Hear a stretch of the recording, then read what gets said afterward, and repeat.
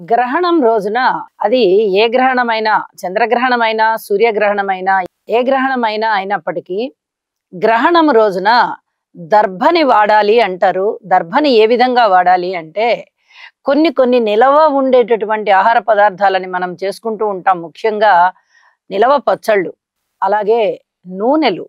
ఈ నూనెని కూడా మనము నెలకి సరిపడా నిల్వ చేసుకుంటూ ఉంటాము.